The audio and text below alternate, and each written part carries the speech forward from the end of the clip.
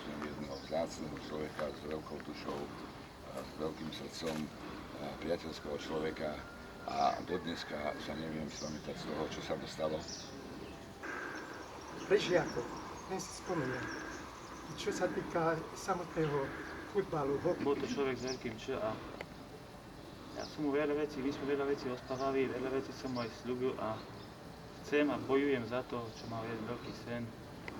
A preto to robím všetko, aby ten jeho sen sa naplnil. On vždycky mi ospával, Mateo, vieš, keď ja tu nebudem, chcem z vrchu pozerať, ako sa moje vnúčatá hrajú kúpu v bazéne.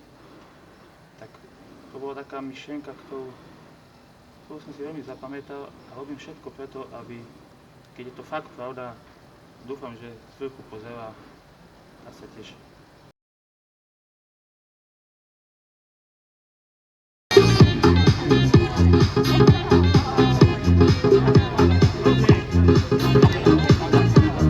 Hlavne, ja si ho pamätám ako veľmi dobrého banskobystrického fotbalistu, kde na ňo doteraz nezabudli, sa dožil 50 rokov. Pálko Dyňa.